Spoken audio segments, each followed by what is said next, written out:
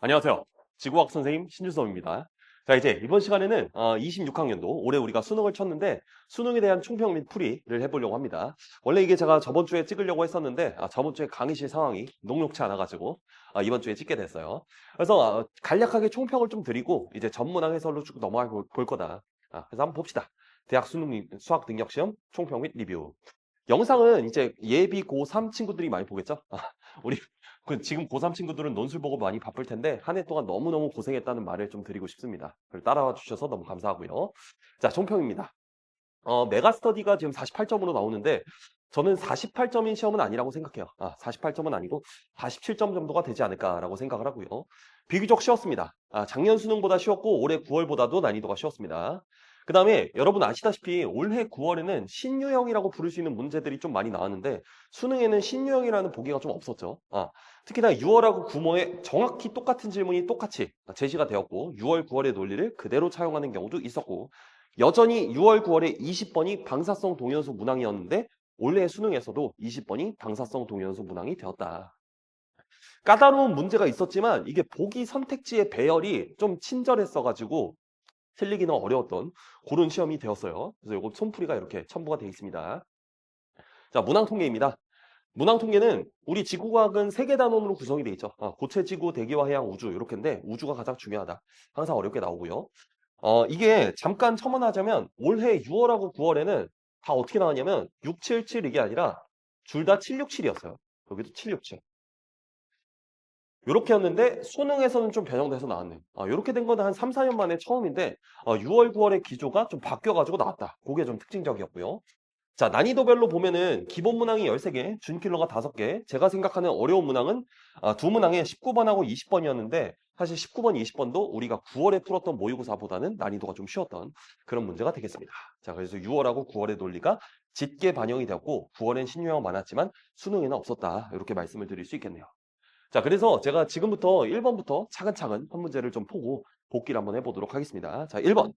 자, 대서양의 심층순환이고 AB는 심층해류랑 표층해류를 순서 없이 나타낸 거. 기억니은 표층해수가 침각하는 해역이다. 이렇게 나왔는데 이거 이제 복기해보면 6월이 있고 9월이 있는데 그럼 수능이 있는 거고요.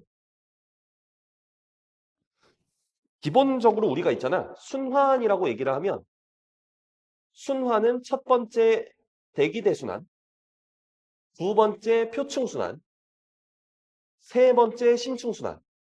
요렇게가 토픽이고 순환에서 많이 나오면 두 문항, 적게 나오면 한 문항 정도는 꼭 나온다 이렇게 보시면 되겠는데 6월에 우리가 이제 표층순환이 나온 거고요.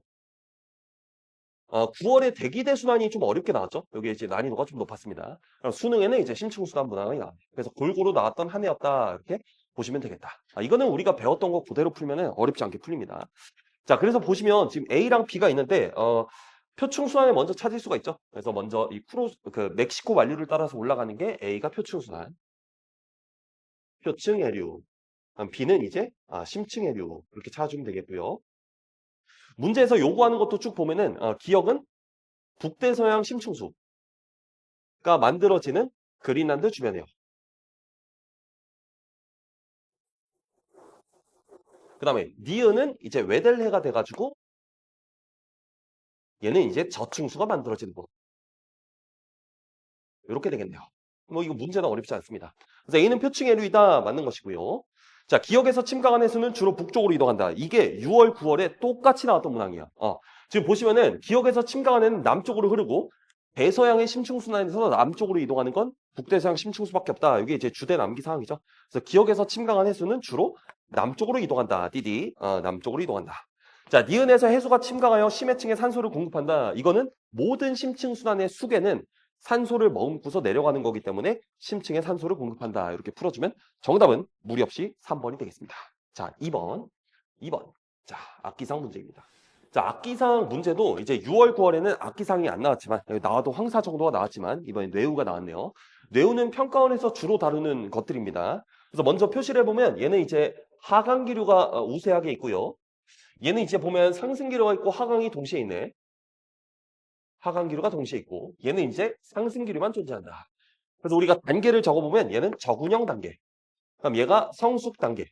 얘가 소멸 단계. 이렇게 되는 것이고 순서는 적은 단계를 거쳐서 성숙 단계가 되고 소멸 단계로 간다. 이렇게 체크해 주는 거. 그럼 또 해석해야 될 게 뭐냐면 하강기류가 있는 영역에서 강수 영역을 갖는다. 이렇게 되는 거죠.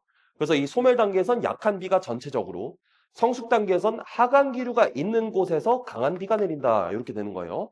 그래서 여름철에 여러분 천둥번개 칠 때가 이제 성숙 단계일 텐데, 그때 이제 천둥번개는 치는데 비가 안 오네? 그러면 너는 뇌우의 상승기류에 있다. 이렇게 우리가 해석을 했었죠. 기억. 가는 적은 단계이다. 가는 소멸 단계이고요. 번개 발생 빈도는 대체로 가가 나보다 낮다. 맞는 거죠. 나가 번개가 많이 발생한다. 강수량은 나가 다보다 많다라고. 나가 다보다 많겠네요. 성숙 단계에서 강수량이 맥스를 치니까 정답은 4번이 되겠습니다. 3번. 자, 이게 또 증발량하고 강수량 연평균 낸 건데 어렵지 않습니다. 지금 적도에서 많이 나오는 얘가 강수가 되겠고요. 그 다음에 이제 여기 이 나머지가 증발량이 되겠죠. 이렇게 찾아주면 끝나는 거. 자, 증마강은 A가 B보다 작다라고 했는데 A 값은 보니까 증발량에서 강수 빼면 A는 이 값이 음수이고요. 자, B는 이제 증발량이 더 많으니까 B는 요거 빼주면 B가 양수이기 때문에 누가 더 큰 거냐면 B가 더 큰 것이죠. 그래서 A가 B보다 작다는 맞습니다. 기억은 맞습니다. 니은 A 해역에서 남극순환 해류가 흐르냐? A 해역에서 남극순환 해류가 흐르죠. 예, 맞습니다. 이것도 이제 9월에 어떻게 나왔냐면 9월에 북태평양 심층수, 북태평양 해류가 흐르냐 이렇게 물어본 질문이 맞는 보기로 나왔는데 여기도 이렇게 나왔네요. 남반구의 간접순환 영역대에서 편서풍에 의해서 남극순환류가 흐르는 거. 자, C에서 대기대순환 직접순환이 나타나냐? C는 30도에서 60도 범위니까 페레일 순환에 의한 간접순환이 나타나는 범위다. 그래서 정답은 기억 디은의 4번이 되겠네요. 정답은 4번. 4번. 자, 지질구조 문제입니다. 이것도 한번 정리해볼까? 이게 우리 6월에는 뭐가 나왔냐면 기상영상과 온대저기압을 활용한 실험문항 이렇게 나왔고 9월에는 평가원에서 처음으로 인접한 지층에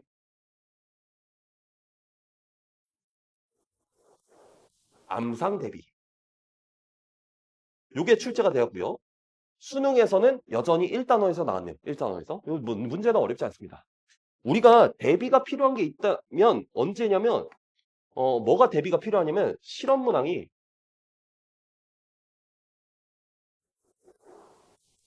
계산을 요구하는 경우 요거를 항상 주의를 해야 된다.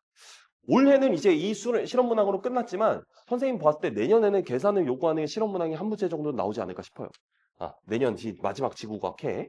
그래서 이 계산을 요구하는 경우가 항상 있을 수 있으니까 실험 문항을 어렵게 공부를 해야 된다. 자, 어떤 거의 형성 과정을 설명할 수 있다 이렇게 나왔고요. 지점토판 3개를 수평으로 쌓는다. 그래요. 지층 누중의 법칙에 의해서 쌓겠죠. 이와 같이 중심부가 위로 볼록하게라고 나왔으니까 위로 볼록하면은 얘는 배사 구조가 된다. 구부러지도록 하고요. 그 다음에 위쪽을 지점토 칼로 자른다. 지점토 칼로 자르는 건 침식 과정이 되겠고 그 위에 새로운 지점토판을 수평으로 쌓는다라고 했으니까 얘는 부정압이 만들어지겠네요. 근데 이제 자르고 나서 위에 올라갔을 때 부정압 면과 밑에 층리가 경사져 있으니까 얘는 경사 부정압이 되겠네. 그래서 기억 보기. 경사 부정압의 형성 과정을 설명하는 거니까 맞는 것이고요. 자, 2번에서 위로 볼록하게라고 나왔으니까 대사 구조가 맞습니다. 맞는 거고. 다해서 지층의 침식 과정에 해당한다. 지점토 칼로 자르는 건 침식 과정에 해당하겠죠. 그래서 정답은 5번이 되겠습니다. 넘어갑시다. 5번. 자, 마그마의 생성 과정. 어렵지 않네요. 5번 봅시다. 자, 깊이에 따른 온도의 마그마의 용융 곡선이고 나는 기억과 니은에 의해서 만들어진 마그마의 특성을 나타냈다. A, B는 유무암질과 현무암질 중에 하나다. 자, 먼저 유무암질과 현무암질 중에 SiO2 함량이 많다는 얘기는 얘가 유무암질, 마그마 이렇게 되는 거고요. 얘는 52%보다 적은 현무암질, 마그마 이렇게 되는 거고 무엇이 현무암질을 만들 거냐라고 보면 멘틀이 물을 포함하게 되는 섭입대에서의 1차 과정으로 현무암질, 마그마가 만들어지니까 얘는 니은에 의해서 만들어지는 거고 얘는 이제 유무암질, 마그마가 만들어지는 건 물을 포함한 화강암의 대륙 지각이 녹는 섭입대에서의 2차 마그마 생성으로 유무암질, 마그마가 만들어지니까 기억 이렇게 매칭을 지어주면 되겠다. 자, 마그마가 생성되기 시작하는 온도는 기억이 니은보다 낮다. 그럼 표시해보죠. 기억은 여기서부터 녹기 시작할 거고요. 니은은 여기서부터 녹기 시작할 테니까 마그마가 생성되는 온도는 기억이 니은보다 낮다. 맞는 것이고 어떻게 풀어도 맞을 수 있죠. 왜냐면 유무남질 마그마가 현무암질 마그마보다 온도가 낮은 거니까 그 구성하는 광물들의 용융점이 낮아서 자, B가 분출하여 굳으면 주로 현무암이 만들어진다. B가 분출하여 굳으면 유무암이 만들어지는 거 틀렸고 섭입대에서 현무암질 마그마는 물을 포함하게 되는 1차 과정에 의해서 만들어지는 거니까 기억 과정이 아니라 니은 과정으로 만들어지는 것이다. 그래서 정답은 1번이 되겠습니다. 좋아요. 자, 6번. 자, 요게 올해 9월에 조금 어렵게 나왔던 음양측신법 문제가 있었는데 그 문제를 오마주한 것으로 보이고 난이도는 훨씬 쉽습니다. 그래서 9월 문제가 조금 더 좋았어요. 자, 태평양 어느 지역에서 판 경계를 가로지르는 P1부터 P4를 줬고요. 연직 방향으로 음파를 발생하여 해저면에 반사되어 돌아오는데 걸리는 시간의 거리에 따라 나타냈다. 이렇게 됐네요. 먼저 여기서 우리가 알아가야 될 게 뭐냐. 먼저 공식 알고 있어야죠. 공식. 공식은 수심은 2분의 1 VT 이렇게 되는 것이고 VT 여기서 V는 이제 초음파의 왕복 속도니까 보통 이제 V는 문제에서 주죠. 1500m/s 이렇게 주는 거. 자, 요것뿐만 아니라 뭘 이제 알고 있어야 되냐면 왕복 시간이 몇 초 이상이면 8초 이상이면 이때는 수심이 몇 킬로미터가 나와서 6km 이상이 나오기 때문에 얘는 해구다 이렇게 찾아주는 거. 요거만 잘 체크하면 어렵지 않아요. 그래서 여기 다시 와가지고 여기 보시면 8초보다 다 깊으니까 여기가 이제 해구가 되겠구나. 이렇게 생각할 수 있고요. 야, 왕복 시간이 길다는 건 수심이 깊다는 얘기잖아. 그래서 선생님이 수업 시간에 뭐라 그랬냐면 음파의 왕복 시간을 그대로 X축 대칭시켜서 이렇게 그리면 얘가 이제 해저 지형의 모습이 된다. 이렇게 설명을 했었죠. 그래요. 그러니까 여기는 이제 뭐가 되는 거냐면 얘는 해구가 있는 거야. 해구. 해구. 해구가 있고요. 자, 이제 뭘 찾아야 되냐면 섭입하는 방향을 찾아줘야 되지. 섭입하는 방향. 자, 섭입하는 방향 어떻게 찾냐면 해구가 예를 들어 이렇게 섭입한다고 쳤을 때 판이 이렇게 있어서 바다가 이렇게 있습니다. 섭입한다 했을 때 여기서 마그마가 다 만들어지고 위로 올라와서 분출해서 굳으면 여기가 뭐가 되는 거냐면 호상열도가 되는 거죠. 호상열도. 그죠? 그래서 섭입을 당하는 판 쪽에 호상열도가 발생한다. 그래서 여기 봤더니 여기가 요 모양들이 이 화산섬이 뭐가 되는 거냐면 호상열도가 되는 거예요. 그죠? 그래서 섭입을 하는 놈이 밀도가 더 큰 거니까 얘는 이제 밀도가 누가 더 큰 거냐면 요쪽이 밀도가 더 큰 판이죠. 그래서 여기가 밀도가 큽니다. 이거 하나 적어주시고 문제 한번 봅시다.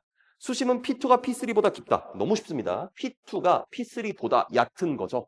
왜? 음파의 왕복 시간이 짧으니까 왔다 갔다 하는데 걸리는 시간이 짧으므로 수심이 얕다는 얘기 아니야. 그래서 깊다가 아니라 얕다. AB 구간에 수렴형 경계가 있다. 맞는 것이고요. 정확히는 섭입형 경계가 있는 것이죠. 수렴형 경계 중에. 판의 밀도는 P1이 속한 판이 P4가 속한 판보다 작다. 그래야만 P1이 속한 판 쪽에 호상열도가 만들어지겠죠. 그래서 정답은 5번이 되겠습니다. 좋아요. 7번. 이것도 6월 모의고사의 보기가 그대로 나온 거예요. 뭐가 그러냐면 니은 보기가 그래요. 니은 보기가. 자, 지금 정체전선을 주고 A라는 지점을 찍었고요. 얘가 뭐라 그랬냐면 얘가 적외영상이다라고 줬습니다. 우리가 적외영상에서 기억해야 되는 건 뭐냐면 온도가 낮은 걸 밝게 본다. 근데 온도는 언제 낮냐면 구름의 최상보고도가 높을수록 온도가 낮은 것이죠. 좋아요. 자, 먼저 가에서 회색 전선 나타나냐? 틀렸습니다. 회색 전선의 모양은 한쪽 방향에 이렇게 같이 있어야 되지. 이렇게. 얘는 무슨 전선이야? 얘는 정체 전선이 되는 거야. 정체 전선. 자, 구름의 최상보 온도는 기억이 니은보다 높다. 이게 이제 6월 질문이랑 똑같습니다. 기억이 니은보다 어둡기 때문에 온도는 높죠. 기억이 니은보다 높다 맞는 것이고 H점의 지상에는 주로 부풍 계열의 바람이 부냐. 이것도 이제 평가원에서 많이 냈었는데 정체 전선은 약한 저기압이 위치하는 곳이기 때문에 정체 전선 기준으로는 여기는 북풍 계열이 여기는 이제 남풍 계열의 바람이 불어서 수렴이 일어난다. 그래서 A는 정체 전선의 아래쪽에 있으니까 북풍 계열의 바람이 아니라 남풍 계열의 바람이 불어야 된다 해서 정답은 2번이 되겠습니다. 어렵지 않았죠? 자, 지질시대에 일어난 주요 사건인데 쭉 한번 적어보겠습니다. 최초의 다세포 생물 출현은 원생누대. 자, 최초의 육상식물 출현. 이거는 실놀이하기. 최초의 속시식물 출현은 백악기. 화폐석의 멸종은 3기말. 정확히는 네오기말. 그래서 어쨌든 뭐 신생대 초기말. 이렇게 적어주면 되겠죠?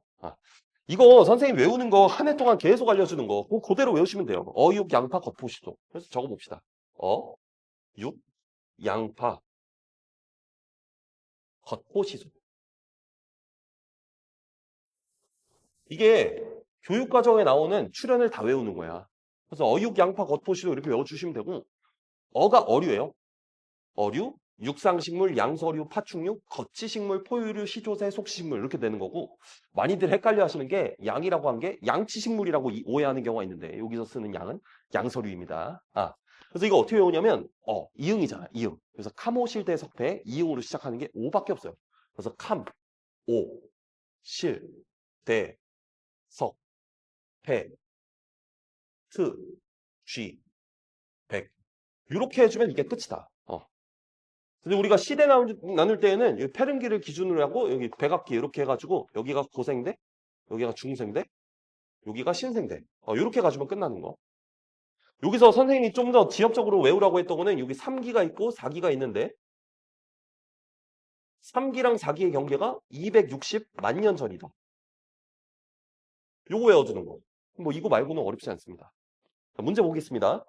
자, A에서 생성된 지층에서 에디아카라 동물군 화석이 발견됐냐? 에디아카라 동물군은 원생루대의 대표적인 화석이니까 에디아카라 동물군이 발견이 되는 거 맞고요. 자, B의 팔레오기랑 네오기 사이의 지질시대 경계가 포함되냐?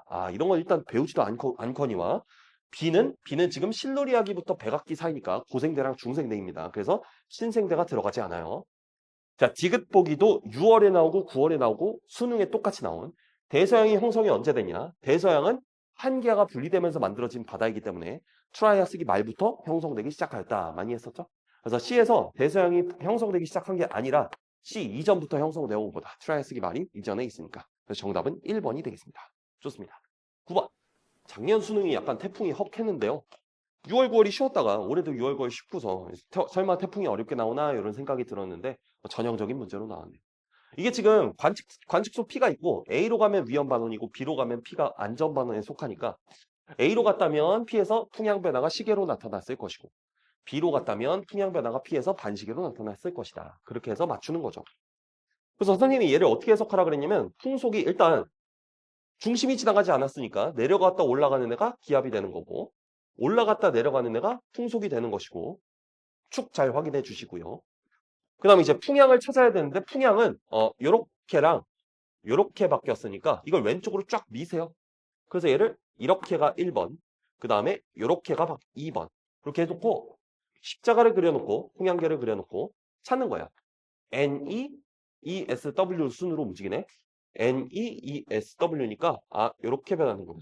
즉 시계로 변하는구나. 그래서 얘는 북반구니까 위험 반원이겠구나. 위험 반원이겠구나. 그래서 위험 반원에 있으려면 얘는 A의 영향을 받아야 된다. 이렇게 찾아주는 거. 그래서 나는 A의 관찰 자료이다. 맞는 것이고요. P에서 풍속은 T1일 때가 T4일 때보다 빠르다. 그대로 있는 거예요. T1일 때 풍속, T4일 때 풍속은 여기니까 T1이 T4보다 느리다. 이렇게 풀어주는 거. 중심과 P 사이 거리는 T1일 때가 T3보다 멀다. 뭐 이거는 중심이랑 가까우면 풍속이 빠르다는 해석을 하는 거죠. 그래서 T1일 때가 주어인데 T1일 때가 T4보다 T3보다도 풍속이 느리거니와 풍속이 느리고 관측 기압이 높으니까 태풍에서 많이 떨어져 있다, 멀리 떨어져 있다 이렇게 해석하는 거죠.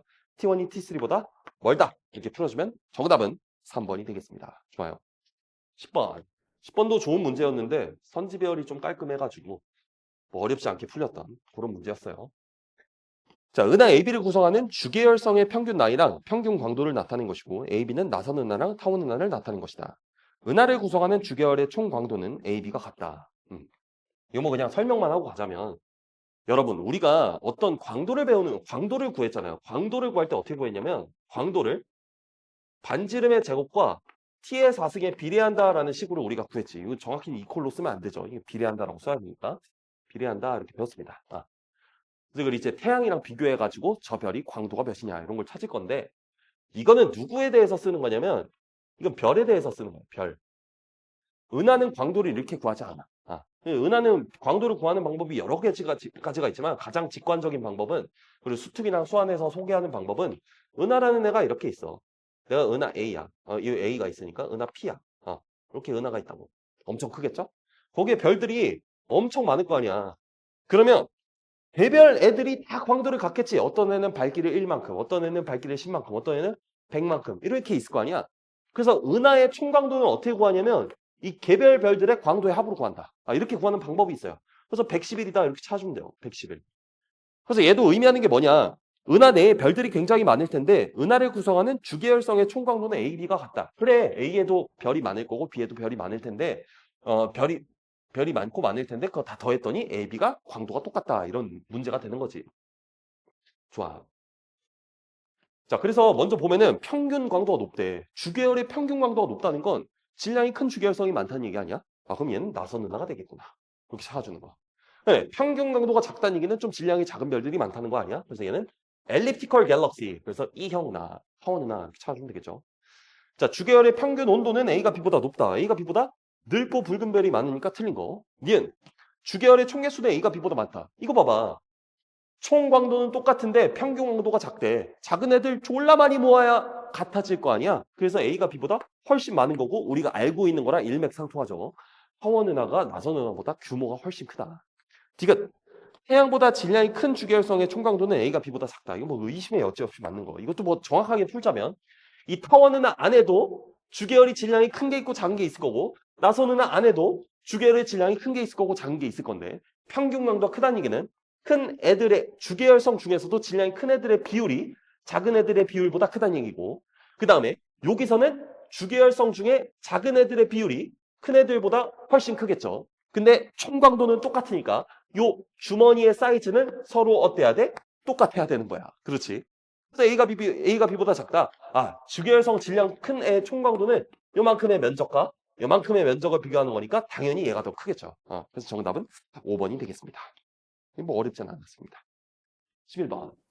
이건요, 여러분. 11번은 생명가능지대 문항이고 요걸 이제 우리가 사설 모의고사에서 풀 때는 생명가능지대 이 S 값이 어떻게 변하느냐 이걸 이제 우리가 추정을 하고 별의 광도가 10배가 되면 생명가능지대가 나타나는 곳은 루트 10배 후퇴한다. 뭐 이런 것들을 우리가 배울 텐데 그게 올해 수능에서도 그렇고 쓰인 적은 없습니다.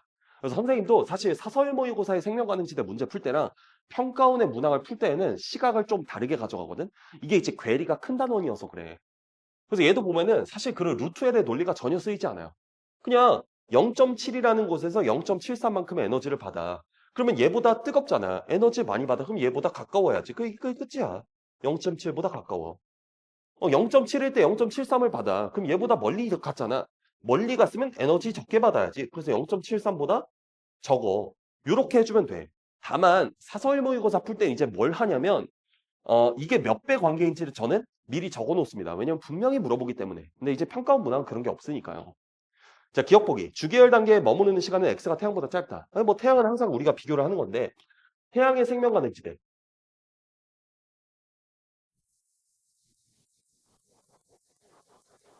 6개 교과서가 전부 다 0.95AU에서 1.15AU다. 이렇게 서술을 하고 있죠. 이렇게. 그래서 주계열에 머무르는 단계를 비교해 보면 얘는 지구랑 똑같이 에너지를 받는 곳이 지구보다 가까워. 지구가 1AU잖아요. 그러면 주계열의 보일러가 좀 약하게 돈다 이런 뜻이고 광도가 약한 거니까 X가 태양보다 무지막지하게 길겠죠. 질량이 작은 주계열일수록 광도가 작고 그러면 수명이 긴 거니까. 자, 공정궤도 반지름은 니은이 D급보다 작다. 니은이 D급보다 작네. 맞고요. X의 광도가 계속 증가할 경우 생명 가능지대를 가장 먼저 벗어나는 곳은 디귿이다. 이렇게 물어봤는데 지금 여기 X라는 별이 있어요. X라는 별이 있습니다. X라는 별이 있고 이 별이 어떻게 도는 거냐면 행성들이 표시해볼까? 0.7보다 가까우니까 여기가 이제 니은이 도는 거. 니은. 그 다음에 기억은 0.7에서 도니까 여기서 도는 거. 그럼 0.75에서 도는 게 디귿이니까 여기 디귿. 0.75 이렇게 되겠네. 광도가 증가한데 생명 가능지대에서 광도가 증가하면 이 중심별 광도 지나가면 생명 가능지대가 나타나는 곳이 뒤로 후퇴하면서 넓어지는 거죠. 그러면 가장 먼저 지금 생명 가능지대가 이렇게 있다고 줬어요. 문제 조건에서. 전부 다 생명 가능지대에 속한다고 줬어요. 그럼 가장 먼저 벗어나는 애는 누굴 것이냐? 티그시게 니은이겠죠. 니은. 그래서 가장 먼저 벗어나는 것은 니은이다. 이렇게 풀어주면 정답은 2번이 되겠습니다. 2번. 알겠죠? 넘어가겠습니다. 12번. 자, 별의 종류에 대한 문제입니다. 이 질량 관련된 논의가 올해 좀 많이 나왔고 그대로 수능에 나왔네요. 자, 중심액에서 핵융합 반응이 일어나고 있는 별 가나다의 질량과 강도 계급을 나타냈다. 자, 핵융합 반응이 일어나고 있다고 했습니다. 그러니까 거성은 헬륨핵 융합 반응이 일어나고 있는 거예요. 자, 대류가 일어나는 영역의 평균 깊이는 가가 나보다 얕다. 지금 보면은 질량이 태양 질량의 2배보다 크니까 얘는 대류 핵을 갖는 주계열성일 거고, 얘는 이제 대류 층을 갖는 주계열성이 되겠죠. 그래서 대류가 일어나는 깊이는 가가 나보다 얕다가 맞습니다. 이게 단위 시간당 에너지 생성량은 가가 나보다 많다. 이거는 올해 되게 많이 나왔어요. 우리가 HR도 쭉 그렸을 때 주계열이 이렇게 있잖아요.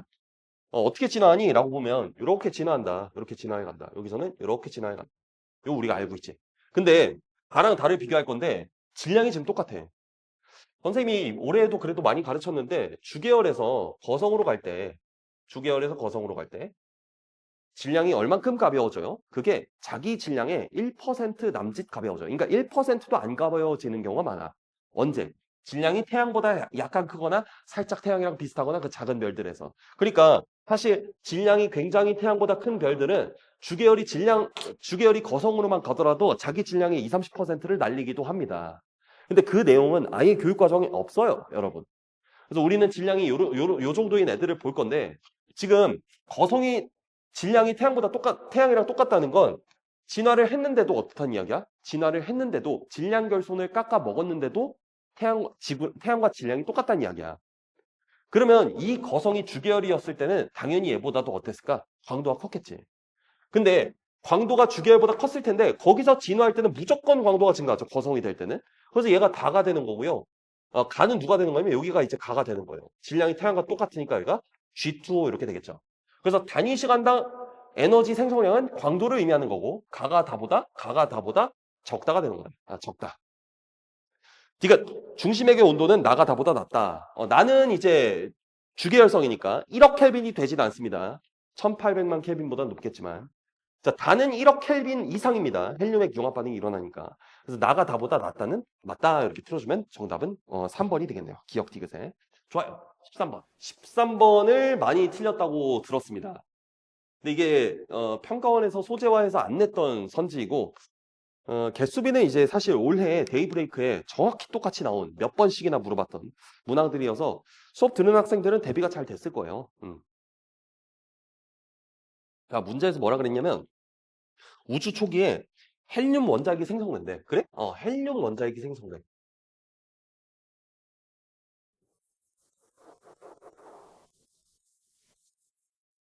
이거 언제예요? 이거 3분일 때야. 우주의 나이가 3분일 때. 몇 켈빈이었을 때야? 10억 켈빈이었을 때야. 약 10억 켈빈. 자, 헬륨 원자핵이 생성된 이후로부터 어떤 일이 발생하냐면 우주의 수소랑 헬륨의 개수비는 12대 1,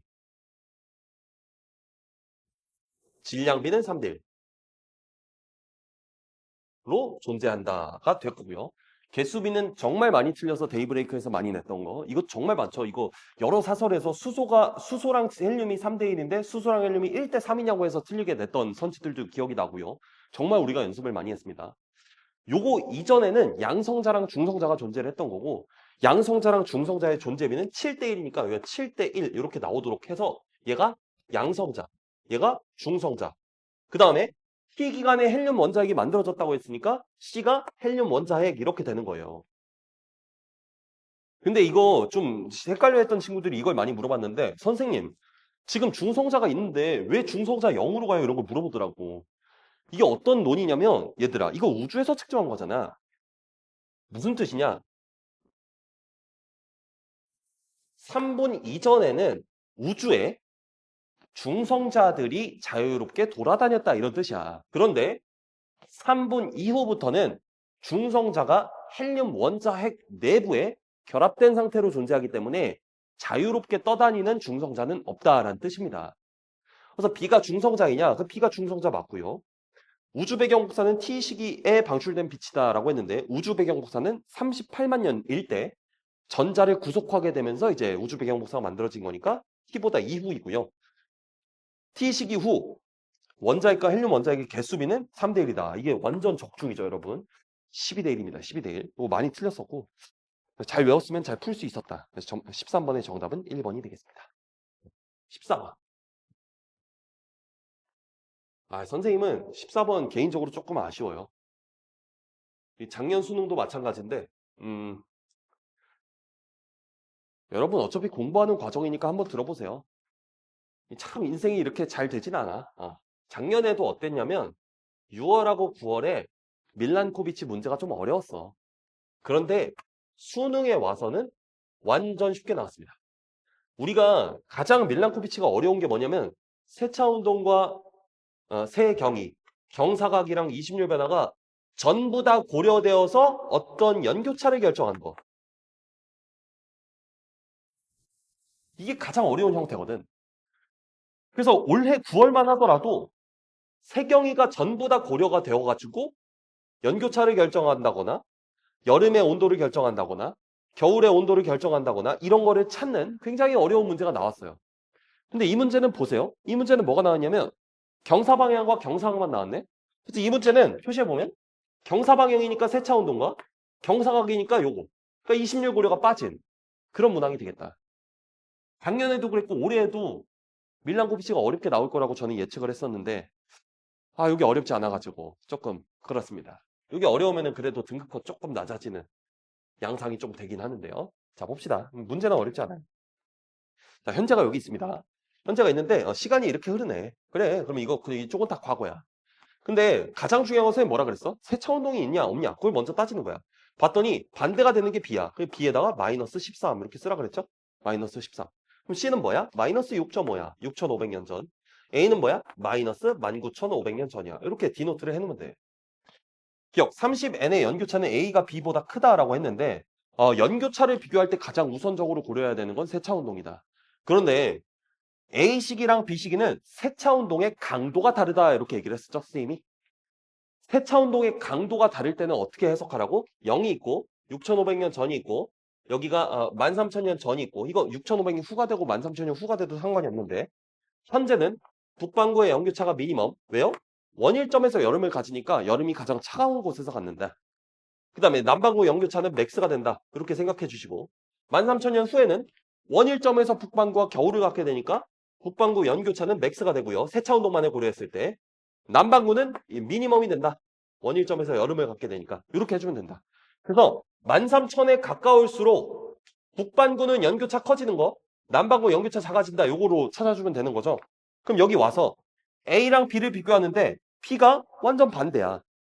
그럼 B에다가 뭐라고 적냐면 B시기에다가 북반구를 물어봤으니까 NHmax 이렇게 적으면 되겠네. 그래서 A가 B보다는 작은 거예요. 어렵지 않게 풀는 거. 니은. 지구가 원일점에 위치할 때 30s 낮의 길이는 B가 현재보다 길다. 니은 보기 중요하죠. 낮의 길이 물어봤죠? 낮의 길이는 무엇에 의해서 변하는가? 첫 번째, 계절이죠. 경사각이 어떻게 되건 간에 지금 변하는 양상 정도로만 변한다면 여름의 낮의 길이는 겨울의 밤의 길이보다 무조건 긴 거야. 그러니까 계절을 먼저 따져야 돼. 계절이 똑같다면 뭘로 넘어가는 거냐면 경사각으로 넘어가는 거지. 그런데 이 문제는 계절로 끝나요. 보시면 30s 낮의 길이는 B가 현재보다 길다 이렇게 얘기했는데 현재를 보는 거야. 현재는 계절이 뭐야? 현재는 30s가 원일점에 있으면 겨울이죠. 겨울. 현재는 겨울이 되는 거고. B시기는 뭐가 되냐면 B시기는 13,000년 전이니까 두 계절 빼주는 거지. 그래서 겨울에서 두 계절 빼주면 여름이 된다. 그럼 낮의 길이 누가 더 길어? 여름이 무조건 긴 거지. 그래서 B시기가 현재보다 길다는 맞습니다. 좋아요. 자, C시기의 근일점 30s 계절은 가을이다. 이것도 아쉽죠. 니은이랑 똑같으니까 계절 따지는. 자, 근일점 30s가 현재 계절이 뭐냐면 여름이 되겠죠. 여름에서 C는 한 계절 정이니까 한 계절 빼주면 이게 봄이 되겠네. 봄. 그래서 가을이 아니라 봄이다 이렇게 풀어주면 정답은 2번이 되겠습니다. 어렵지 않았어요. 15번. 촬영하는 날이 지금 토요일인데요. 저기 지금 촬영해 주시는 분께서 제가 소중하게 생각하시는 분이셔가지고 제가 이 사인을 잘 드려야 돼요. 그래가지고 뭐 그렇습니다. 자, 15번 풀어보겠습니다. 동태평양에서 표층 수온 편차를 줬고 해수면에 도달하는 에너지 편차를 줬다. 이거 뭐 그냥 엘동트로 풀리죠? 엘니뇨는 동태평양이 뜨거워지는 걸 엘니뇨라고 얘기한다. 동뜨 엘동뜨. 그래서 동태평양이 지금 뜨거워요. 그럼 엘니뇨죠. 차가워요. 라니냐죠. 이렇게 찾으면 끝난다. 자, 해지역의 표층에 도달하는 에너지? 표층 도달 에너지가 볼까?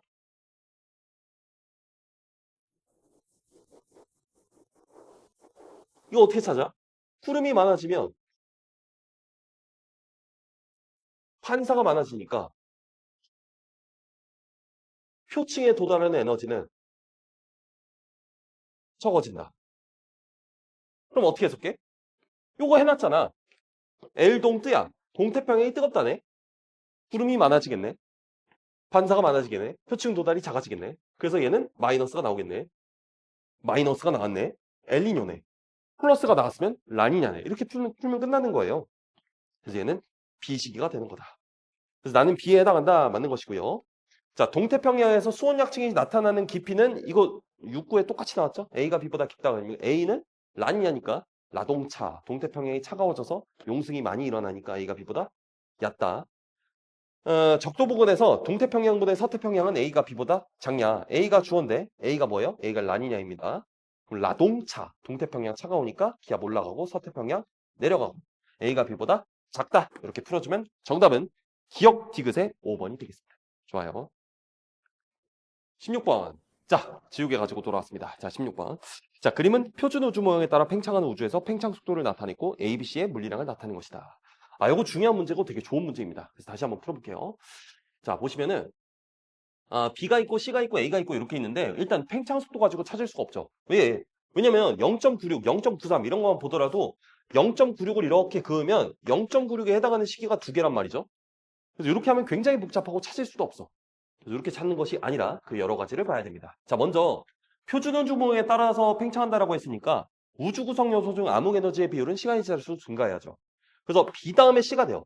시간이 지날수록 증가하는 게 B, C니까. 자, 그 다음에 우주 배경 복사의 온도는 우주가 팽창할수록 내려가는 거니까 얘보다 낮은 애가 얘이기 때문에 B에서 A로 간다 이렇게 볼 수 있겠네.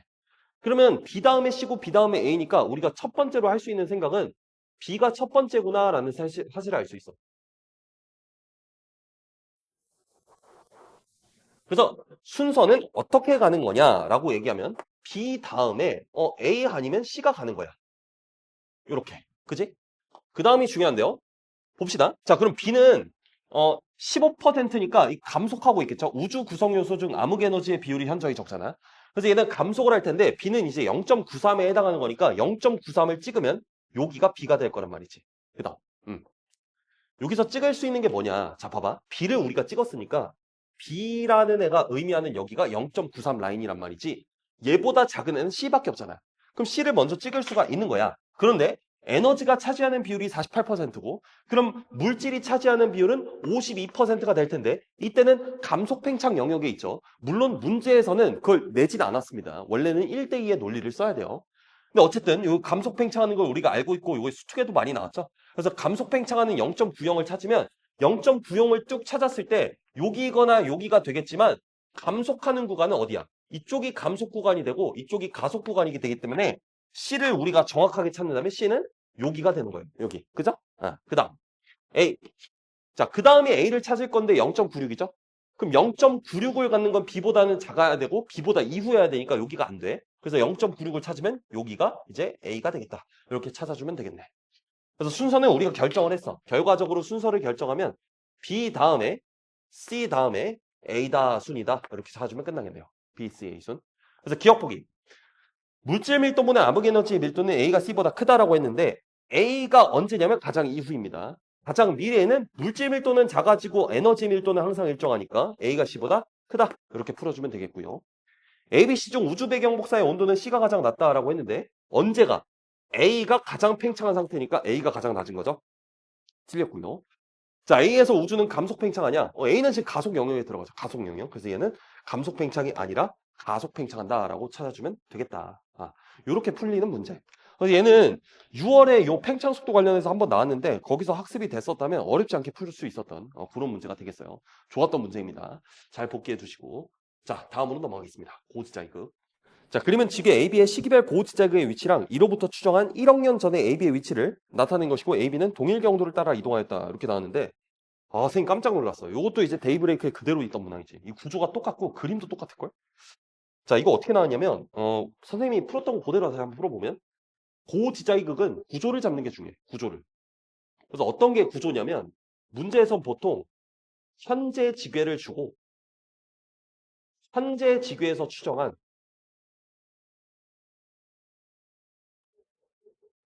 고지작이 그걸 줘요. 그래서 우리가 하고자 하는 게 뭐냐면 과거 지계의 위치를 복원시키는 문항이야. 그렇지? 그럼 얘는 뭘 줬을까? 이걸 보는 거야. 평가원에서 이렇게 된 건 처음입니다. 얘는 과거 지계를 줬어요. 그리고 현재 지계에서 추정한 고지자격을 줬어요. 과거 지계 여기 있고 현재 지계에서 추정한 고지자격이 여기 있고 얘는 뭘 찾아내는 거야? 그래서 현재 주계가 어디니? 이걸 찾는 그런 문항인 거야. 우린 대부에서 많이 연습을 했었고 어떤 얘기까지 선생님이 했었냐면 현재 주계를 주고 현재 주계에서 추정한 고지자격을 통해 과거 지계의 위치를 복원시키는 게 어려운 것이지 과거 지계의 위치를 준 순간 그 문제는 어렵기 힘들다라고 이야기까지 했습니다. 그럼 그거에 맞춰 복원을 한번 시켜봅시다. 어떻게 하냐면 1억 년 전에 여기 있었대. 1억 년 전에 진북은 여기 있잖아. 그러면 진북에서 몇 칸 밑으로 있냐면 하나, 둘, 셋, 네 칸 밑에 있네. 그럼 이제 어떻게 하면 돼? 1억 년 전에 고지자격에서 밑으로 네 칸 가면 돼. 하나, 둘, 셋, 넷이니까 여기가 현재 A가 되는 거예요. 현재 A의 위치. B도 똑같이 해볼까? B는 여기 있어. 진북에서 몇 칸 밑에 있냐면 하나, 둘, 셋, 네 칸 밑에 있어. 그럼 현재 1억 년 전 고지자격에서 네 칸 밑으로 가면 하나, 둘, 셋, 네 칸이니까 B는 여기 있는 거야. 이런 문제에서 가장 중요한 건 적도니까 일단 적도는 표시를 해놔야죠. 적도가 이렇게 있습니다. 그럼 현재 A의 위도는 몇 도가 되는 거냐면 45n이 되는 거고요. B의 위도는 몇 도가 되는 거냐면 15n이 되는 거예요. 현재. 현재 A는 B보다 고위도에 위치한다. 그럼 고위도에 위치하는 A는 45도, B는 15도니까. 150부터 100 동안 평균 이동 속도는 A가 B보다 느리다. 이런 문제를 풀 때는 150일대의 위치랑 100일대의 위치를 복원시킬 이유가 없죠. 물론 이 문제도 100일대의 위치가 복원되어 있으니까 150일대의 위치를 복원시키면 될까 안 될까? 그럴 필요가 없다. 왜? 지궤가 이동한 만큼 고지자격이 이동할 것이기 때문에 그냥 고지자격이 몇 도 이동했는지만 보면 돼. 150부터 100 동안 똑같은 50이라는 시간 동안 A의 고지자격은 몇 도 이동했냐면 2칸 이동했어. 30도 이동한 거야. B는 몇 도 이동했어? B는 150부터 100 동안 한 칸 이동했어. 즉 15도 이동한 거야. 그래서 A가 B보다 2배 빠른 거야. 이렇게 찾아줄 수 있죠. 시간이 똑같고 위도 간격만 다른 거니까.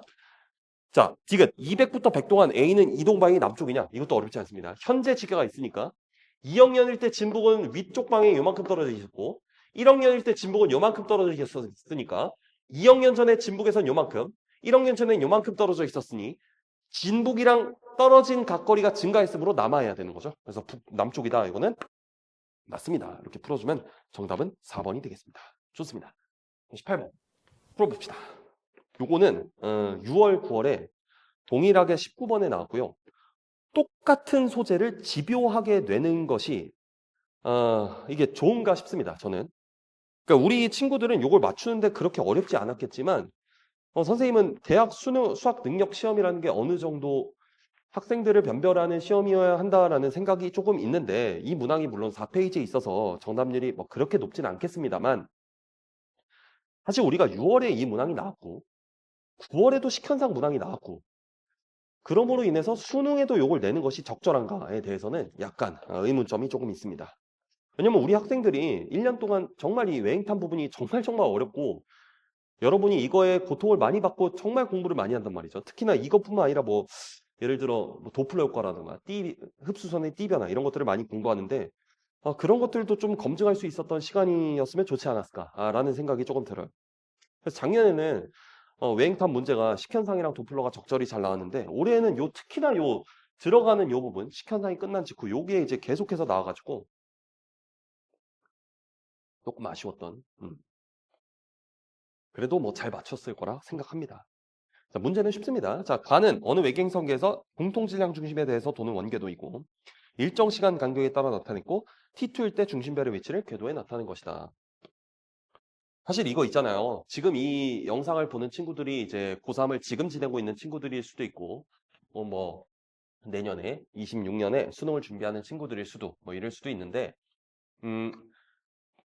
지금의 시각으로 좀 볼까요? 지금은 언제냐면 25년 11월입니다. 25년 11월의 시각으로 보면 요게 이제 올해에는 6월하고 9월에 똑같이 나왔기 때문에 이걸 틀리기가 되게 힘들어요.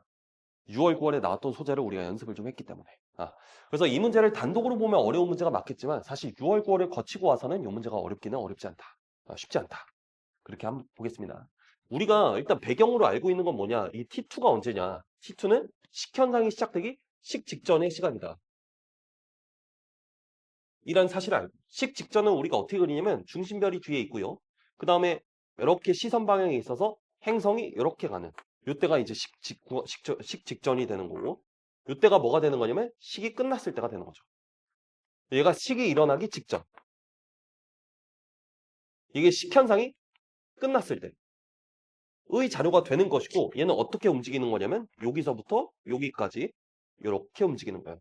공전을. 그죠?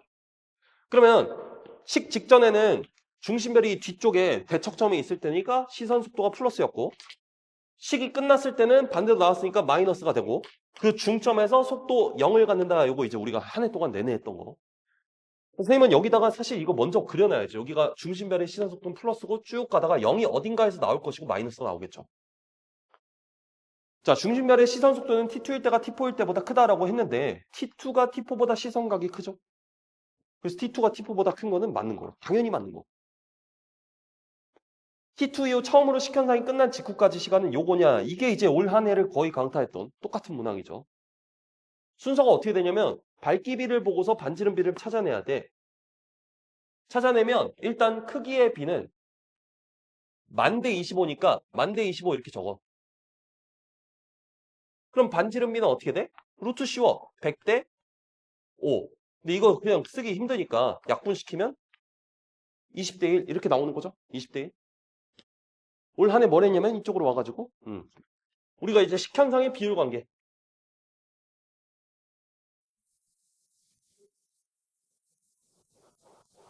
해서 나왔던 게 그래프가 잘려 있을 때 이거 해석하는 방법을 한 해 동안 했었다. 그렇게 오는 거. 그래서 여기, 여기, 여기, 여기. 여기가 어디예요? 여기가 식현상이 끝난 식현상이 시작되기 직전. 식 직전. 여기가 어디야? 여기가 식이 끝난 지점. 그림으로 볼까? 식 끝은 세모. 여기는 세모. 식 직전은 동그라미. 여기는 동그라미. 이렇게 들어가는 거. 이렇게 연결이 되죠. 우리가 배웠던 건 뭐야? 배웠던 건 여기서부터 여기는 행성의 반지름의 비율. 나머지 마지막까지는 여기서부터 여기까지가 누구의 비율? 별의 반지름의 비율. 근데 행성과 별의 반지름의 비율은 1대 20. 그래서 여기서부터 여기까지가 20. 이렇게 나온 거네요. 그럼 니은보기에 T2 이후 식현상이 끝난 직후까지가 언제냐고 했는데 한 칸이 델타 T라고 그랬죠? 그러면 여기가 어디야? 여기가 T2에서 21 델타 T 더하는 거. 그래서 이쪽으로 와가지고 니은보기 T2 이후 처음으로 식현상이 끝난 직후까지는 T2 플러스 21 델타 T죠. 6월에 어떤 것도 했니? 6월에 이런 것도 했어. 6월에. 6월이 아니라 9월이겠네요. 9월에 어떤 것도 했냐면 식현상에서 속도가 0이 나오는 시점이 어딜까? 그걸 찾는 거. 물어보지 않았지만 찾아볼게. 여기가 T2야. 여긴 몇이야? T2 플러스 델타 T야. 어디에서 시선 속도가 0이냐면 중앙점에서 시선 속도가 0이야. 거기가 어디냐라는 얘기야. 그럼 어떻게 찾죠? 여기가 1이겠죠? 똑같이? 여기가 똑같이 1입니다. 그럼 여기는 몇 칸이에요? 19칸이에요. 19를 2로 나누면 어떻게 돼요? 9.5겠죠? 9.5. 그래서 여기에서 1에다가 9.5 더한 거니까 T2 플러스 10.5 델타 T. 일 때는 속도가 0인 지점이다. 이까지 찾아내는 거. 어렵지 않네. 얘는 그림으로 어떻게까지 연결이 되는 거냐면 중심별의 궤도가 있어요. 행성의 궤도가 있어요. 무슨 방향으로 도는지 모르니까 반시계로 돌려요. 언제 식현상이 발생해요? 중심별이 뒤에 있고요. 행성이 앞에 있을 때 식현상이 발생하고 이때가 T2 플러스 10.5 델타 T일 때야. 언제가 식이 일어나기 직전이야? 언제가 식이 일어나기 직전이냐면 플러스에 있을 때. 이때가 식이 일어나기 직전이야. 동그라미 식이야. 식이 일어난 직후가 언제야? 대칭이니까 여기야. 여기가 세모의 식이야. 근데 문제에서 뭐라 했냐면 식현상이 일어나기 직전에 이루는 시선각이 10도래. 그래? 아, 요 중앙 공통질량 중심에서 여기까지 요 각도랑 대칭이고 여기가 다 10도구나 이걸 준 거라고. 그러면 여기는 몇 도 돈 거야? 20도지. 그러니까 여기서부터 여기까지 돌아갈 때 20도 돌았다 이렇게 볼 수 있겠네. 디귿 행성의 공전 주기는 360 델타 T다. 공전 주기를 구하래. 그럼 어떻게 구할 수 있어요? 야, 21 델타 T 동안 여기서부터 여기까지 갈 때 여기서부터 여기까지 돈 거니까 별 행성도 어떻게 돈 거냐면 여기서부터 여기까지 딱 20도 돈 거야. 단일 행성계선 서로 마주보고 도니까. 그래서 우리가 알고 있는 건 20도를 공전하는데 행성이 시간이 얼만큼 걸렸냐면 21 델타 T 걸렸어. 따라서 20도 공전할 때 21 델타 T 걸렸다면 공전 주기는 360도 도는 거니까 몇 델타 T 걸리겠니? 이거 구하면 끝나. 그럼 X는 몇이요? 저거는 절대 안 나와. 360이면 378인가가 나옵니다. 계산해보면 378 델타 T가 나온다. 18 곱해지니까 18 곱하면 378 델타 T 이렇게 나온다. 그래서 디귿 보기는 틀린 거예요. 뭐 사실 한 해 동안 연습한 게 집대성한 문제라고 하기에는 9월의 문제가 그대로 나온 거라서 사실 9월 문제가 조금 더 좋다라고 볼 수 있고요. 9월은 어떤 걸 물어봤냐면 요 영인 지점을 구해서 요 지점하고 요 지점이 있을 때 누가 더 속력이 시선 속도가 빠르니 이렇게 물어봤던 거. 시선 속력의 크기가. 그래서 이제 0에서부터 멀리 떨어져 있는 얘가 시선 속도의 크기가 더 빠르다라고 문제를 풀었었던 그런 문제가 되겠는데 그런 거 빼고 그냥 쏙 이렇게 나와가지고 조금만 아쉬웠습니다. 얘는 378 델타 T여서 정답은 1번이 된다. 좋아요. 자, 19번 풀어봅시다. 9번. 자, 풀어보도록 하겠습니다. 자, 가나다의 물리량이고요. 백색외성 2개고 주계열이 하나래. 아, 그래요. 문제에서 뭐라 그랬냐면 백색외성이 2개고 주계열이 하나다. 선생님 뭐라 그랬냐면 주계열은 절대로 찾으면 안 돼. 주계열은 존재하는 범위가 넓기 때문에 그래서 항상 우리는 백색외성을 찾는 거다.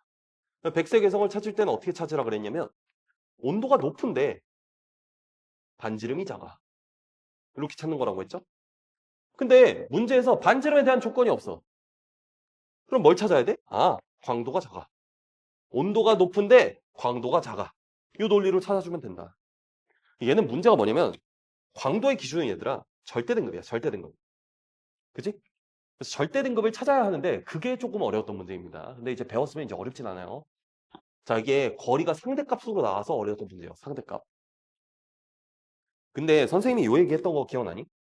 얘들아, 광도의 기준은 몇 파세기야? 이렇게 물어봤을 때 10파세기요 라고 여러분들이 대답을 했고요. 제가 잘했다고 했습니다. 하지만 거기서 한 발 나아가서 10파세기일 필요가 있나라는 질문을 우리가 던졌었죠.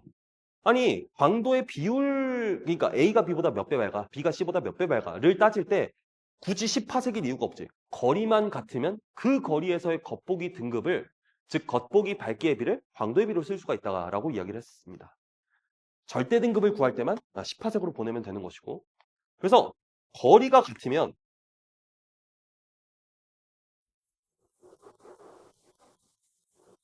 겉보기 밝기가 그냥 광도가 되는 거야. 그럼 거리를 맞춰주면 돼. 근데 거리를 뭘로 맞출 거냐면 이것도 센스인데 0.4로 맞추는 미친놈은 없겠지. 왜? 1을 0.4로 하면 0.4의 제곱분의 1배 해야 되는데 그거 계산이 안 되잖아. 아니, 할 수 있지만 시간이 많이 들잖아. 1로 맞출 수도 있어요. 1로 맞추면 얘는 거리 4분의 1배 해주고 얘는 몇 배야? 10배 한 다음에 4로 나눠야 되니까 2.5배 해야 돼. 그러면 얘는 멀리 하는 거고 얘는 가까이 하는 거니까 하나는 뭔가 더해주고 하나는 빼주는 복잡한 상황이 나오겠네. 그래서 선생님 그냥 보자마자 어떻게 했냐면 그냥 거리 4로 맞추면 되는 거 아니야? 그럼 다 멀리 하거나 자기 거리거나 이렇게 되는 거잖아. 거리를 4로 보내. 그때 그냥 등급을 적는 거지. 이건 절대 등급은 아닐 테니까. 그냥 거리가 상대값 4일 때의 등급일 테니까 등급을 적습니다. 1이 4로 가면 16배 어두워져요. 그러면 등급 3등급 더해주면 돼. 그냥 13이야. 4가 4니까 얘는 똑같아야 돼. 15야. 0.4가 4로 가면 10배 멀어지는 거니까 100배 어두워줘야 돼. 그러니까 5등급 더해주면 10이야. 이렇게 찾아주면 끝나네. 그러면 다 멀리 하는 거니까 다 더해주면 되는 거잖아. 그 다음 어떤 생각을 하냐면 온도가 높은데 등급이 그나마 등급이 좀 크네. 얘보다 크네. 그래서 얘는 100세배에서. 온도가 높은데 주어진 별 중에 광도가 제일 작네? 나가 100세계에서. 화가 주계열. 이렇게 찾아주면 되겠죠. 그래서 가는 주계열성이다. 가는 백색 외성입니다. 어렵지 않게 풀려요. 반지름은 나가 가의 1.5배보다 크다. 이것도 풀어보면 나랑 가를 비교하는 건데 이 등급, 겉보기 등급을 그냥 광도의 비로 써도 상관이 없죠. 그래서 얘가 등급이 2등급 작아요. 그래서 2등급의 차이는 약 2.5의 제곱분의 1. L은 R제곱 반지름 몇 배인지 몰라. 우리가 찾아야 돼. 온도는 몇 배야? 2분의 1이야. 2분의 1의 4승. 요거 2의 4승 넘어가서 루트 치면 2.5분의 4가 나오니까 결과적으로 반지름은 1.6배. 그래서 1.5배보다 크다는 맞습니다. 1.6배가 나오니까. 디귿. 나의 절대 등급, 다의 절대 등급 어쩌고는 2분의 1보다 크다. 자, 이게 이제 트릭인데 보세요. 여러분, 이 등급을 절대 등급이라 해도 상관이 없지. 왜요? 왜냐면 4라는 거리가 10파섹인지 몰라. 저게 10파섹인지 0.1파섹인지 저 4라는 상대값이 100파섹인지 1메가파섹인지 모른다고. 그렇지만 만약 얘가 예를 들면 100파섹이 있어.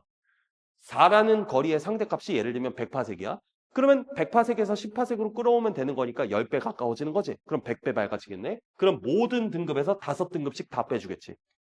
그러니까 얘가 4라는 애가 10파섹일 때 등급이다라고 생각해도 전혀 문제가 없다. 왜요? 상대값이니까 거리를 모르거니와 절대 등급은 10파섹에 있을 때의 등급인데 그걸 뒤로 보내든 앞으로 보내든 모든 별들은 더해지고 빼지는 등급이 똑같기 때문에. 그래서 그대로 넣는 거예요. 나의 절대 등급은 15. 계산해 봅시다. 15 마이너스 다의 절대 등급 10 분의 가의 절대 등급 13 마이너스 10 이렇게 하면 5분의 3이니까 0.6이어서 0.5보다는 크다. 이렇게 풀어주면 정답은 2번이 되겠어요. 작년 별의 물리량 20번 문항이 훨씬 어렵습니다. 여러분 이거는 그렇게 어렵지 않은 문항이었어요. 좋습니다. 20번 마지막 문항입니다. 이게 사실 영상을 찍을 때마다 여러분들이 1번부터 7번 뭐 이런 것들을 영상으로 보진 않을 테니까요. 저는 졸라 열심히 찍고 왔습니다. 지금. 그래서 20번부터 저를 본 친구들이 있을 텐데 반갑습니다. 대학 잘 되시길 바라고. 20번은 저도 처음 풀 때는 약간의 뻘짓이 있었던. 그러니까 저라고 해가지고 뭔가 그 모든 걸 다 에피션트하게 푼다. 이런 건 아닌 것 같아요. 대체로 에피션트하게 푸는데 당연히 헛손질이 당연히 있다. 20번이 그랬던 문항이고 사실 정답은 직관적으로 다 보였고 계산도 다 했는데 엄밀하게 보이는데 20번이 조금은 오래 걸렸던 그런 문항이었습니다. 저는 20번의 사고가 굉장히 좋고 사설에서도 많이 다뤘던 소재여가지고 좋은 문항이라고 생각을 합니다. 자 봅시다. 방사성 원소 X, Y분의 방사성 원소분의 자원수 함량 이렇게 나왔으니까 이게 모분의 자야. 이 모분의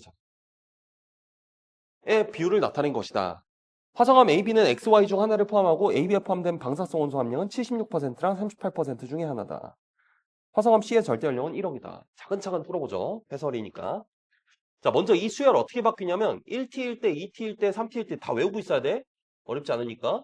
쭉쭉쭉 갈 텐데 1T일 때 1대 1이니까 1, 2T일 때 1대 3이니까 3, 3T일 때 1대 7이니까 7, 1, 3, 7, 15에서 2 n승 마이너스 1로 가는 것이죠. 반조건에 보면 모든 자원소는 붕괴한 무원소로부터 기원한 거니까 초기에 자원소는 없는 거예요. 그래서 얘를 통해 우리가 뭘 구할 수 있냐면 반감기를 구할 수가 있죠. 그냥 1을 쭉 읽어주면 Y 반감기 1. 여기가 T고 3은 이게 2T일 때죠. 그래서 X 반감기는 2T일 때 1억이니까 결과적으로 X의 반감기는 0.5억이고 Y의 반감기는 1이다. 이거 우리가 알고 있는 거. 그다음 그다음 우리가 이런 문제에서 대표적으로 순서를 결정해야 되는데 순서를 봅시다. 다 결정하는 게 아니라 주어진 것만 결정을 하는 거야. C가 있고 역단층이 있죠. 그래서 C 다음에 역단층, C 다음에 역단층. 그 다음에 이런 거 다 쌓였을 거고요. A가 들어가고요. 그 다음에 B가 들어간다. 근데 이 문제에서 뭐라 그랬냐면 C의 나이가 1억 살이다 이렇게 줬습니다. 그래서 C는 1억입니다. 자, 우리가 뭘 찾았냐면 A, B는 C보다 어리다 이걸 찾았네. 층서를 가지고. 자, 기억, 니은, 디귿의 기억부터 이제 쉽지는 않습니다. A에 포함된 게 뭐냐 이걸 이제 찾아야 합니다. 자, 처음에 제가 어떻게 했는지부터 알려드릴게요. 처음에 먼저 76%가 나왔죠. 76%. 76%가 되는데 걸리는 시간은 모르지. 다만 75%가 되는데 걸리는 시간보다는 적겠지. 그러면 76%가 붕괴해야 75%가 되는 거니까. 근데 76%랑 뭐가 나왔냐면 38%가 나왔는데 이 관계가 곱하기 2분의 1 된 거여서 이게 반감기만큼이 딱 지나는 거야. 이거는 눈에 보여야지. 서로의 관계가 반감기 관계다. 그러면 38% 지나는데 걸리는 시간은 어떻게 구할 거냐면 76%를 구한 다음에 거기다 반감기 한번 보내면 되는 거지. 정확하게 산술적으로 그냥 더해주면 되는 거예요. 선생님이 이거부터 생각했어. 76%랑 75%랑 1%밖에 차이가 안 나잖아. 그러면 0. 우리가 75% 되는데 걸리는 시간은 몇으로 외웠습니까? 0.4tx로 외웠죠. 정확히는 근사시킨 값이고 그 값들을 쭉 열거하면 0.41 어쩌고 월월 해가지고 나오는 거. 그래서 선생님이 이렇게 한번 적어볼게. 뭐라고 적었냐면 x가 75% 되는데 걸리는 시간. 그리고 y가 75% 되는데 걸리는 시간. 이거 어떻게 구할 거냐면 0.4t니까 0.4tx. 이 근사시키는 거야. 얘는 0.4ty. 근데 x는 반감기 0.5억이라며. 그럼 이거 절반하는 거니까 0.2억. 여긴 몇이 나오냐면 1억 그냥 넣는 거니까 0.4억. 이렇게 나오겠네. 이거보다 살짝 작을 거라고. 그러면 얘가 75%를 갖는지 38%를 갖는지 몰라요. 근데 걔가 x를 가질 수도 있고 y를 가질 수도 있어. 다 적어놨죠? 75%가 되는데 걸리는 x는 0.2억이네. 0.2억. 아, 죄송합니다. 이게 75%가 아니라 76%예요. 그럼 이 x가 0.2억이니까 0.2보다는 살짝 작아야 돼. 76%니까. 75%일 때가 0.2니까. 여기다 여기 적어놨어. 0.4보다 살짝 작아야 돼. 그러면 얘는 어떻게 구해? 여기다 반감기 더하는 거라고. x는 반감기 0.5억이니까 그대로 더하면 얘는 0.7보다 살짝 작은 거야. 0.4보다 살짝 작은 거에 반감기 더하면 1.4보다 살짝 작은 거야. 그런데 A, B는 X, Y 중에 하나만을 골라야 되고 A, B의 나이는 1억보다 적어야 돼. 그렇지? 1억보다 적어야 되면 얘를 선택하면 안 되지. 띠띠. 이거 안 되는 거잖아요. 그럼 선택할 수 있는 게 요렇게랑 요렇게밖에 없다. 누가 나이가 더 많아요? 무조건 얘가 나이가 많죠. 이게 0.7보다 살짝 작은 거니까. 그럼 나이가 많은 게 A니까 얘가 A가 되고 얘는 B가 되는 거예요. 그래서 여기가 A가 되니까 얘가 0.7보다 살짝 작다. 그 다음 얘는 뭘 가지냐면 X를 갖습니다. 이렇게 적어놨고요. B는 Y를 그대로 갖는 거고 얘 나이는 0.4보다 살짝 작다. 그래서 A는 X를 갖기 때문에 A에 포함되어 있는 원소는 Y가 아니라 X다 이렇게 찾아주는 거. 니은 AB의 연령차는 0.25억보다 크다. 이게 봐봐. 0.7보다 작다랑 0.4보다 작다지. 이게 0.25보다 큰지를 보여야 돼. 이 차이 값이 넘어갔어. 넘어갔다니까 왜? 디귿은 계산으로 나오거든. 디귿을 풀어보겠습니다. 먼저 디귿부터 풀고 니은은 엄밀하게 풀겠습니다. 자, 현재로부터 1억 년이 지났을 때 A에 포함된 원소 함량분의 B에 포함된 원소의 함량은 몇이냐? 그래? 난 이거 이렇게 쓴다 했지? A에 포함된 건 지금 X니까 A는 X를 가지고요. B에 포함된 건 Y니까 Y를 갖고요. 현재는 이 값이 몇이냐면 A는 38%야. B는 몇 퍼센트냐면 76%야. 여기서 뭘 보내? 1억을 보내. 자, 근데 1억은 ETX를 보내는 거고 Y로는 TY를 보내는 거야. 그러면 X는 ETX 보내는 거니까 4분의 1 되는 거야. 그래서 38 곱하기 4분의 1이 되는 거야. Y는 76에다가 2분의 1이 되는 거야. 그럼 이거 약분해. 어떻게 약분돼? 요거 2야. 요거 2분의 1이 나와. 그럼 하면은 4가 나와. 디귿 맞네. 그죠? 그럼 이제 니은만 저거를 맞추면 돼요. 여기 와가지고 디귿은 맞습니다. 자, AB의 연령 차이가 0.25억보다 크냐? 아, 이거 정말 좋은 문제라고 생각을 합니다. 이게 발상이 어떻게 들어가는 거냐면 요 발상을 하는 거거든. 이거 사설에서 굉장히 많이 냈고 올해에는 서바에서 이거 많이 냈던 것 같아요. 서바 전국 서바에서 이거 정확히 오마주해서 낸 문항이 있습니다. 자, 이게 반감기가 두 배 관계에 대해서 이걸 쓰는 거거든. 반감기가 두 배 관계. 그때 뭐가 성립하냐면 잘 봐. 반감기가 두 배니까 하나는 길고 하나는 짧겠지. 이렇게 되고 이렇게 된다고 쳐봐. 여기가 축이야. 그러면 반감기가 2배니까 50%가 되는데 걸리는 시간이 여기 시간이 있고 여기 시간이 있겠죠. 이 문항에서 어떻게 볼 수 있냐면 얘 반감기 짧은 거니까 얘가 x가 되고 여기는 y가 돼요. 그래서 얘는 0.5가 되고 여기는 1이 됩니다. 이게 반감기 딱 2배 차이 나죠. 반감기가 2배면 무슨 일이 일어나냐면 특정 비율이 될 때 걸리는 시간이 무조건 등분이 돼. 그러니까 이게 예를 들어서 여기에 42.75%가 있다 라고 하더라도 그 시간은 서로 등분된다는 이야기야. 이제 엄밀하게 보일 건데 이걸 이제 얘는 엄밀하지 않은 거잖아. 그래서 이거를 지운 다음에 어떻게 쓴 거냐면 봐봐. 그러니까 0.25가 뭘 의미한 숫자냐가 중요한 거잖아요. x가 76% 되는데 걸리는 시간을 0.2보다 살짝 작아라고 구했기 때문에 우리가 못 구하는 거야. 그렇지? 그래서 여기다 뭐라고 적냐면 이거를 그런 시간 몰라. tx라고 적어. 그럼 얘는 몇이어야 돼? 얘가 2tx야. 이 논리가 대박입니다, 여러분. 왜? 반감기가 2배니까 그런 시간이 2배 걸려야 된다고. 그럼 38%가 어떻게 적은 거냐면 이거에 반감한 거니까 tx에 0.5억 간 거야. 반감기 x 반감기 0.5억. 얘는 2tx에 1억 간 거야. 근데 우리 선택 어떻게 했어? 얘가 A고 얘가 B였어. 그리고 우리 위에서 이미 봤어. 즉 뻘짓이 아니었어. 얘가 나이가 많았어.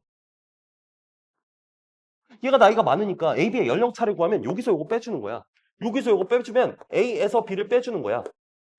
그러면 TX 플러스 0.5 마이너스 2TX 하는 거야. 그럼 몇이야? 마이너스 0.5 마이너스 TX야. 자, 이게 0.25보다 큰지를 보이라는 건데 이건 이제 쉽죠. 왜요? TX가 0.25보다 작다는 사실을 알잖아. 왜? 초기 대비 75%가 되는데 걸리는 시간은 반감기의 절반보다 짧다라는 논리는 정말 우리 한 해 동안 열심히 썼던 논리잖아. 즉 TX의 반감기, 즉 X의 반감기가 0.5억이니까 반감기의 절반보다 작아야 돼서 여기서 TX의 값이 0.25보다 작습니다. 그럼 0.25보다 작은 걸 빼세요. 그럼 얘 값이 몇이 나올 거냐면 0.25보다 크다가 나오죠. 그래서 여기 와가지고 AB의 연령 차이는 0.2억보다 크다라고 찾을 수가 있는 것이었어요. 제가 왜 이 논리를 쓰는데 멈칫했냐면 사실 생명가능지대 문항이랑 같았던 것 같아요. 생명가능지대 문항을 선생님이 풀 때에는 평가원에서는 사실 루트 L에 대한 논의를 안 내기 때문에 출제한 적이 없기 때문에 생명가능지대 문항을 풀 때 애당초에 루트 L에 대한 논의를 생각하지 않고 풉니다. 그래서 더 빠르게 푼 거고요. 근데 이제 20번 같은 방사성 동위원소 문항도 사설에서 내는 방사성 동위원소가 훨씬 어렵죠. 강케이라든가 서바에서 내는 것들이 훨씬 어렵습니다. 사실 그런 문제를 풀 때에는 이 반감기 2배 관계네? 그럼 특정 비율이 되는데 걸리는 시간이 무조건 2배 관계네? 이런 것들이 자연스럽게 떠오르지. 왜? 나는 거기 익숙해져 있으니까. 근데 이 문항을 풀 때 설마 그걸 쓸까? 이런 생각이 들더라고. 그래서 지금까지의 문제들은 75%를 근사시킨 값으로 다 풀렸기 때문에 그걸 시도를 했는데 니은 보기가 여전히 좀 이제 엄밀하게 풀리지 않았죠. 그래서 이제 이걸 결국 쓰는 거구나라는 생각을 해서 반감기 논리를 쓰게 된 거예요. 반감기 2배 차에 대한 논리를. 그래도 이거 틀려도 1등급 나올 겁니다. 알겠죠? 그래서 한 해 동안 여러분이 정말 정말 잘 배워갔으면 좋겠고요. 마지막에 요거 넣어놨는데 한 해 동안 정말 정말 고생이 많으셨고요. 저에게 배웠던 학생분들은 저를 따라주시느라 제가 정말 정말 감사한 만 남아 있습니다. 한 해 동안 수능 보시느라 너무 고생이 많으셨고 저는 내년에 또 수능 해설 강의로 찾아뵙도록 하겠습니다. 감사합니다.